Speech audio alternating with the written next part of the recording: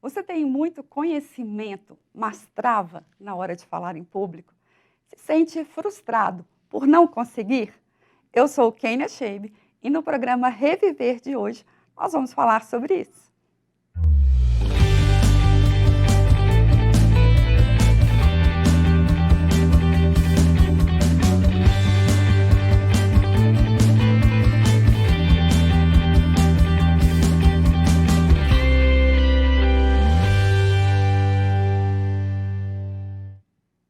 A dificuldade de se apresentar diante de uma plateia pode ser um grande limitador para quem tem muito conhecimento e precisa compartilhá-lo.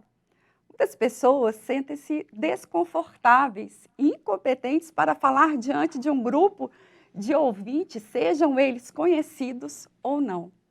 Imagina-se logo todos os olhares sobre si, atentos aos menores gestos, prontos para criticar e deixá-lo numa situação constrangedora. O medo de falar em público pode ter várias razões e origens. Em parte, pode estar relacionado à falta de prática, pois é uma habilidade, mas também pode ser por fatores emocionais. Por isso, desenvolver a inteligência emocional é fundamental.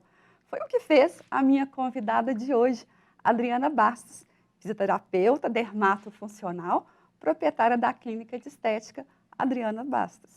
Dri, que alegria te receber aqui no programa. Bom demais estar aqui, agradeço o convite, bom demais, feliz demais. Uma honra, Dri, ter você aqui.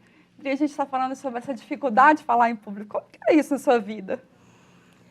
Eu não tinha dificuldade de falar em público, não. Eu tinha pavor de falar em público. E realmente era uma coisa assim que me travava, e me travou durante anos e anos profissionalmente.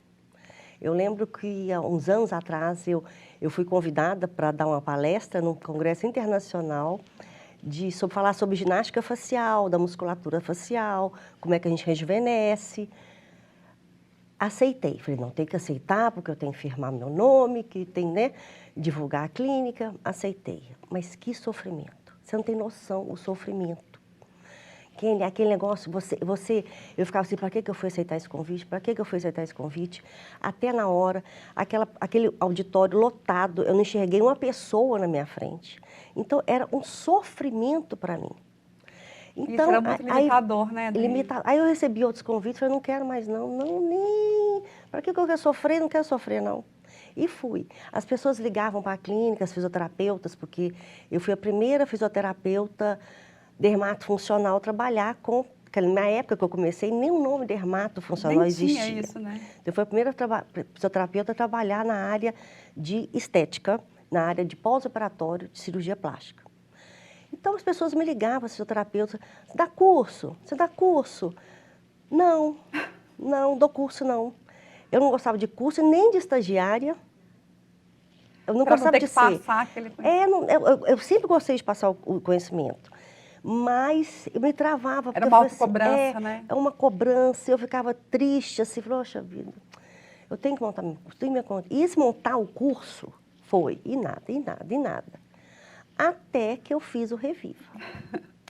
Aí eu fiz com você, foi assim, aquelas, como é que fala? Ferramentas. As ferramentas. Aí as ferramentas deu uma destravada em mim, que eu, por exemplo, na pandemia, eu fiz live. Que era uma coisa impensável, Impensável.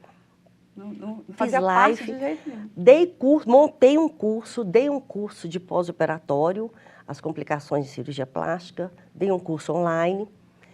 Já estou montando minha pós-graduação, que eu vou dar um curso de pós-graduação, inclusive agora abriu agora, vai ter a primeira aula presencial. Então, assim... Olha, gente, olha quantas mudanças, né? A gente às vezes acha que tem que carregar aquilo para o resto da vida. E você tem uma limitação ali, você não sabe exatamente de onde que veio. Né? Não é a habilidade, a competência, o conhecimento, ela tinha. E aí, na hora de levar isso, esse pânico trava. Na hora que a gente faz ferramentas ali, que você consegue reprogramar a mente da pessoa, ela vai e consegue romper. É. E foi, não, né? E rompeu mesmo. Porque hoje, para estar aqui, não foi sofrimento nenhum. Que antes você não... Antes eu falava assim, para quê que eu fui Podia aceitar convidar, esse que não convite? ia aceitar esse convite. Ia fugir, arrumar todas as desculpas possíveis. E não viria. É isso mesmo, Então, olha como isso me travou profissionalmente, é verdade. entendeu? Agora eu já estou com 3 cursos montados para passar o meu conhecimento. Eu tenho um método de drenagem linfática que é só meu, que, ó, quantos anos eu tenho e nunca tive a coragem de passar por essa barreira mesmo de falar em público, de dar aula. Isso é tão impressionante, porque assim, a demanda, gente, existia. É, Mas a limitação, ela para a sua vida. é, Né? Então, você podia estar lá na exatamente. frente, já lançando. Você que foi uma pioneira É. nessa área, né? Não se Não, ouvia eu falar sobre poderia, isso. graças a Deus, sou muito bem conceituada, né? Mas eu poderia estar lá na frente, se não fosse a inibição de falar em público, de me expor. Rodri, e aí agora, então, pode chamar que a Adri vai. Pode chamar que eu venho, pode chamar. Rodri, e que mais, assim, isso limitava a sua vida profissional, mas acaba que essa limitação, ela te coloca no lugar nas outras áreas da vida também, né? Você fica limitada na hora que você Não, tem eu que... fiquei numa zona de conforto, aí você Exatamente. fica na zona de conforto. Você fica, e essa questão de expor mesmo, igual o Instagram e tal, eu não queria me expor. Eu queria expor meu trabalho, não eu. Eu lembro que a gente falava assim, Rodri, você tem que pôr sua cara, mostrar o conhecimento que você tem. As pessoas precisam saber disso, né? Porque é uma coisa quando a gente sabe numa região. Mas hoje a gente está conectado ao mundo. Eu falava, Adri, vai, mostra.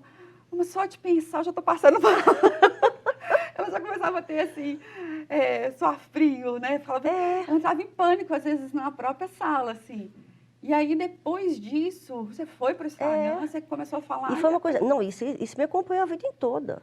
Eu lembro, eu na adolescência, aula de inglês, o professor falava assim, vamos ler um texto de vamos ler esse texto, cada um lê uma frase. Eu ficava, a minha frase é essa, a minha frase é essa. Sabe, ficava ali fixada só na frase com medo de errar. Esse medo de errar, o medo de se expor.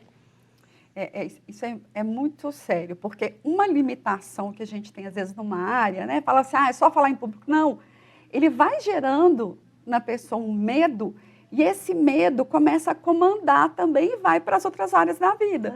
Então, aquilo que você podia romper em outras áreas, você começa a trazer limitações também para as outras. É sistêmico, né? Uma coisa vai puxando a outra. Eu acho, por exemplo, o seu programa, o seu trabalho tinha que ser feito na adolescência. Você sabe que eu tenho muitos adolescentes? É muito interessante, porque muitas mães que fazem comigo falam assim, nossa, meu filho precisa fazer. Tem gente que quer que criança faça. Não, peraí, criança não. A gente precisa, o cérebro precisa um pouco maduro para até passar por aquelas ferramentas, exatamente, né? Agora, na adolescência, já começa ali destravado. Né? Eu falo assim, você tem um filho aí que está começando, vai pensar em carreira, passa por uma análise de perfil comportamental. Às vezes a pessoa fica só nessa coisa de teste vocacional. A gente tem que entender o perfil desse adolescente. Será que isso aqui combina realmente com ele? Ou ele construiu aí crenças de identidade que estão disfuncionais e ele está repetindo o padrão? Então, às vezes, muitas vezes chega e fala assim, minha mãe é fisioterapeuta, eu tenho que ser também. Há um pai que falou a vida inteira, isso aqui é muito importante. Eu tive um cliente uma vez que ele estava fazendo escola do Rio Branco, ele queria ser um diplomata, mas não tinha nada a ver com ele. E ele, assim, não ia dar certo naquilo, porque, assim, ia ser por competência, por inteligência, mas não ia ser feliz naquilo. Quando ele reprogramou, ele falou, nossa, ainda bem, porque não tinha nada a ver comigo. Ele estava repetindo a história da família. É uma reprogramação. Não é? A gente não entende como acontece, mas acontece. E aí, às vezes, eu tive uma outra também, André, que ela falou assim, pronto, eu formei em economia, ela pegou o canudo, entregou para o pai, agora eu vou fazer o que eu gosto. Isso pode. Então, assim, às vezes está naquela limitação, depois que passou, viu, falou, não, isso aqui não tinha nada a ver comigo. Eu estava só querendo ser aceita, amada, importante para o meu pai, mas agora eu descobri que eu posso ser quem eu sou. Ela foi fazer... acho que foi decoração, uma coisa assim, sabe? Assim, não tinha nada a ver, era uma outra área completamente diferente. E abordagem interna e tal, a pessoa tem que se autoconhecer, tem que conhecer, tem que saber o que está acontecendo, porque pode ser uma coisa da infância. Exatamente.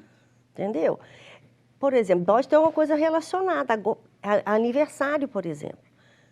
E eu não gosto de aniversário. Falei, será que eu tenho um trauma, que alguém cantou parabéns para mim, eu não gostei de cantar parabéns para mim, fiquei com vergonha? Entendeu? Então, isso assim, antes da pessoa começar a entrar na faculdade, ela tinha que fazer. Você falou uma coisa interessante. Gente, quando a pessoa, é uma das primeiras perguntas que eu faço assim, durante o processo, se a pessoa não gosta de celebrar o aniversário. Quem não celebra, geralmente não tem uma crença de merecimento. Porque, gente, celebrar a vida é fundamental, é o seu dia, o dia que Deus escolheu para você. Se você não celebra, tem alguma coisa errada.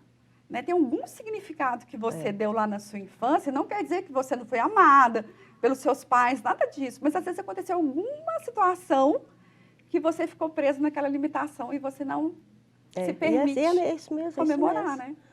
Não, esse ano eu não vou comemorar meus 55. Nossa, vou fazer uma festona. Vou fazer uma celebrar, festona. gente. Toda vez que você vai lá e celebra, você está tratando a sua crença de não merecimento. Então, se você não comemorava e celebrava até então, passe a fazer agora. Dri, e assim, na clínica, como que foi isso? As pessoas assustaram?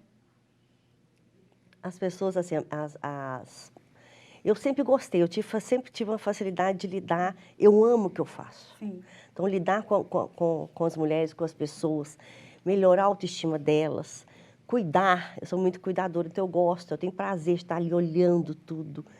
Então, assim, essa dificuldade de me relacionar com as pessoas dentro da clínica, eu nunca tive. Mas as pessoas notaram e falaram assim, Adriana, você está...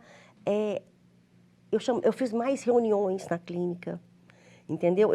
Aproximou mais? Eu aproximei Sim. mais, eu me abri mais para...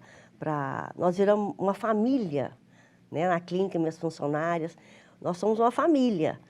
Então, eu me abri mais para as minhas funcionárias também.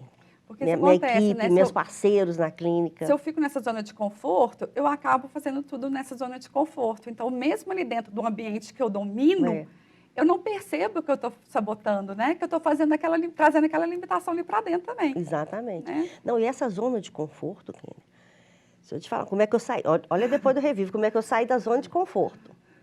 Porque eu sempre fiquei, graças a Deus, assim, e Deus sempre foi muito maravilhoso na minha vida, sempre me abençoou muito, mas eu nunca, assim, botava um desafio maior. Eu não corria atrás de clientes, os clientes que vinham para mim. Então, assim, pela boca a boca ali. Então, na pandemia, eu comprei uma máquina muito boa de criomodelagem, que faz criolipólise. É diferenciada, porque você fica horas fazendo a criolipólise. Então, eu desafiei na pandemia. Em 2020, eu comprei uma máquina. E agora, eu acabei de comprar outra máquina. Olha, gente. Eu desafiei. Lógico que entreguei nas mãos do Senhor. Falei, Senhor, é da sua vontade eu comprar? Orei e fui. Entendeu? Agora eu comprei um ultrassom micro e macrofocado, que é para rejuvenescimento facial. É o único aparelho que trava a musculatura da face, então ele dá uma levantada no rosto, na pele do corpo, em mini gorduras. Nós vamos continuar falando sobre isso, porque, gente, está vendo os desafios? Quando a gente se permite sair dessa zona de conforto e coloca desafios, você vê que é possível, você pode romper. Então, fica aí conosco, que a gente já volta para falar mais sobre isso.